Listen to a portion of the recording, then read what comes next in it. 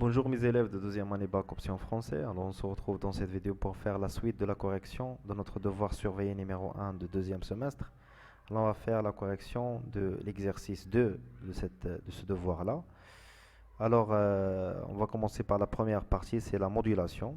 Voilà l'énoncé.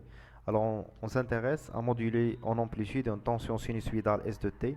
Pour cela on applique à la tension E1 de la composante électronique X figure ci-contre, voilà le multiplieur, d'accord. On va faire à l'entrée E1 une signale sinusoïdale U1 est égal à PM cosinus 2P FP de T, c'est l'onde porteuse. Et à l'entrée U2, une tension sinusoïdale U2 est égale à S de T plus U0. Avec U0, c'est la composante continue de la tension.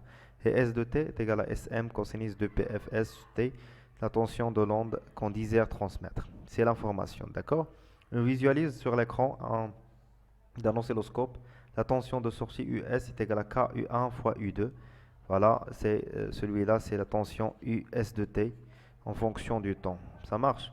La première question montrait que l'expression de la tension US s'écrit sous la forme suivante. US est égal à A facteur de 1 plus M cosinus de 2PFT cosinus de PF.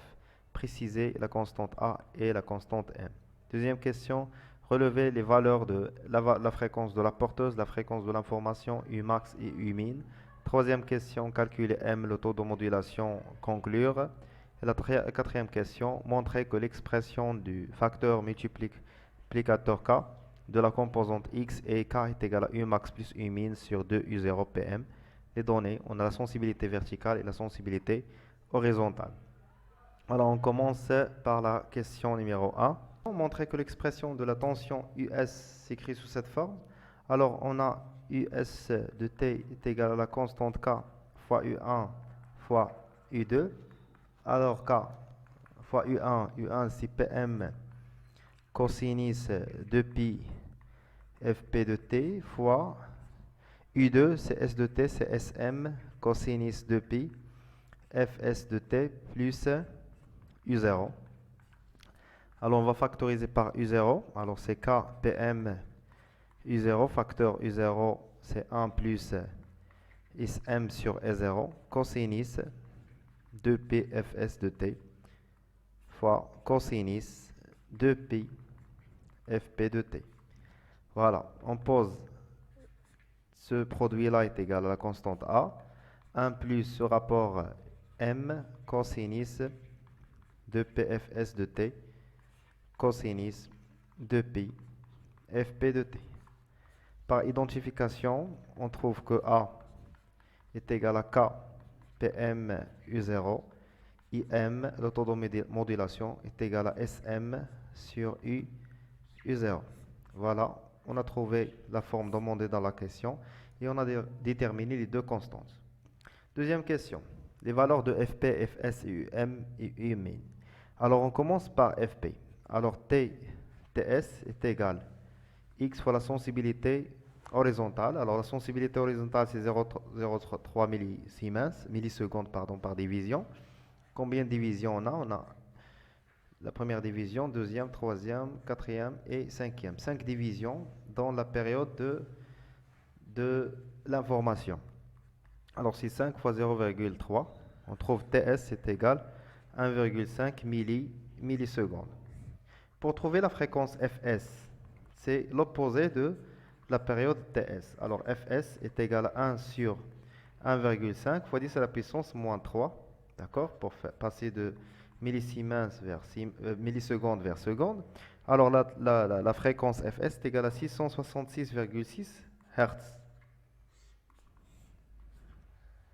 Pour Tp, Tp c'est Y fois, en fait c'est X' fois la sensibilité horizontale. Alors puisque Tp c'est très très faible, alors on peut dire que la sensibilité, chaque division contient 1, 2, 3, contient un tiers de SH, c'est-à-dire SH sur 3. SH c'est la sensibilité, c'est-à-dire 0,3 sur 3, c'est 0,1 millisiemens. Pour trouver la fréquence de la porteuse, c'est l'inverse de la période Tp. c'est 1 sur 0,1 fois 10 à la puissance moins 3.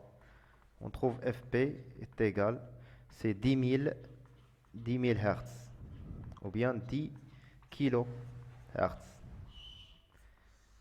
Allez-y. En passant maintenant à déterminer Umax. Umax, c'est l'amplitude maximale. Alors, pour l'amplitude maximale, on peut voir que c'est ça. Ici, on a Umax. Alors, la sensibilité verticale, c'est 2 divisions par 2 volts par division. Alors, combien de divisions on a? On a 3 divisions. Alors, c'est 3 fois 2. 3 divisions fois la sensibilité verticale 2. Alors, on trouve que c'est égal à Umax est égal à 6 volts. Pour trouver Umin, alors c'est l'amplitude minimale, c'est celui-là. Alors, contient juste une seule division. Alors, 1 fois 2, c'est 2 volts. Voilà, on a déterminé maintenant Umax, Umin, Fp et Fs. La question suivante, calculer le taux M, le taux de modulation, conclure.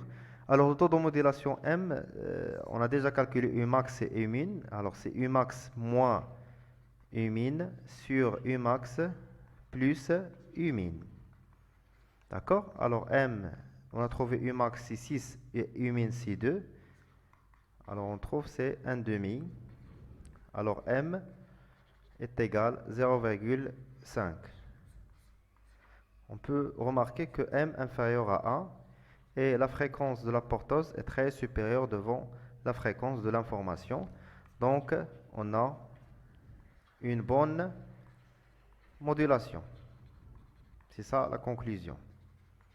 Modulation. C'est clair? Pour la question suivante, montrez que l'expression du facteur multiplicateur K de la composante X est égale à cette égalité-là. Alors, on a, d'après l'expression de US, alors UM est égal à Umax est égal à A facteur de 1 plus M, et Umin est égal à A facteur de 1 moins M. Alors, on a deux équations. On va faire 1 plus 2 qui va donner Umax plus Umin est égal à A plus AM moins A plus AM. D'accord? Plus, c'est la somme. Alors, ici, c'est moins. D'accord? Alors, on va simplifier ça avec ça. On obtient 2A. Alors, Umax plus Umin est égal à 2A. Et A, c'est quoi? On a déjà posé cette constante égale à K. D'accord? K U0 PM. D'accord? Alors, K est égal, d'après cette égalité, c'est Umax plus Umin sur 2 U0 PM. Et voilà, on a démontré plutôt sur l'équation, sur K, sur l'expression de K demandée dans la question. Maintenant, on va passer à la deuxième partie de l'exercice, c'est la partie de démodulation. Voilà l'énoncé de cette partie. Nous voulons capter l'onde US, c'est-à-dire l'onde modulée en amplitude qu'on a modulée dans la partie 1. Pour cela, on réalise le montage de la figure ci-dessous. On donne L, l'inductance de la bobine, de celle-là, est égale à 0,1 Henry. Alors, on a 3 questions. La première question, préciser le rôle de la partie numéro 1 et la partie 3, d'accord, dans le montage. Deuxième question, déterminer la valeur de la capacité C du condensateur permettant de sélectionner l'onde US, d'accord. Et la dernière question, la partie 2 est composée d'un condensateur de capacité C1 est égal à 1,2 microfarad et d'un conducteur ohmique de résistance R est égal à 1 kg. La détection d'enveloppe est-il de bonne qualité et justifiée, bien sûr. Allez-y. Alors, pour les rôles de la première partie, alors cette partie-là, c'est le rôle de cette partie, ça, la réception plus sélection, d'accord, de l'onde modulée. Et le rôle de la partie 3, c'est élimination de la composante continue. composante continue. D'accord? C'est ça le rôle des deux parties demandées dans la question. Alors pour la deuxième question, déterminer la valeur de la capacité C.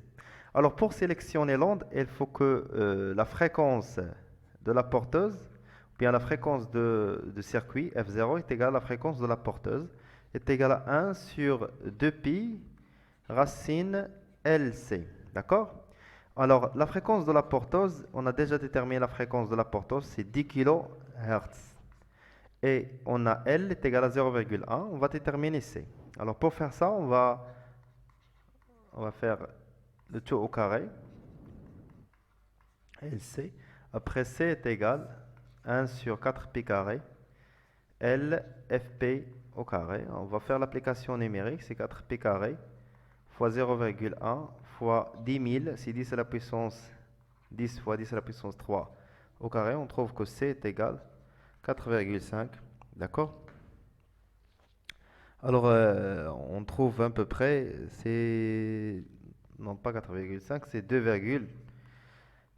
à la puissance 2,5, 10 à la puissance moins 9 farad. Alors, on trouve que C est égal à 2,5 nanofarad. Voilà la valeur de la capacité qui permet la sélection de l'onde US. Pour la dernière question, la partie 2. La partie 2, c'est le rôle d'IA, c'est la détection d'enveloppe. Quand on a détection d'enveloppe, il est caractérisé par cette condition-là, que taux il doit être très supérieur devant F, TP et inférieur à TS. Avec TP est égal, on a trouvé qu'il est égal à 0,1 millisecondes. Et TS est égal à 1,5 millisecondes, d'après la première question de la première partie. Ça marche. Alors, on va calculer, temps est égal à R fois C1. Alors, R, c'est 1 kg, c'est 1 10 à la puissance 3, fois C1, c'est 1,2 micro, c'est 10 à la puissance moins 6 farad. On va calculer temps, d'accord? On trouve à peu près 1,2 millisecondes. Alors on peut remarquer d'après ça que déjà temps, elle est très supérieure devant 0,1 millisecondes et inférieure à 1,5 millisecondes. Ce qui va donner la vérification de la condition, d'avoir une bonne détection d'enveloppe. Alors donc, puisque cette inégalité est vérifiée, donc on a une bonne détection d'enveloppe. D'accord? Bon, on consolide la deuxième partie, la correction de notre devoir surveillé. Ne partager la vidéo, abonnez-vous, et bon courage.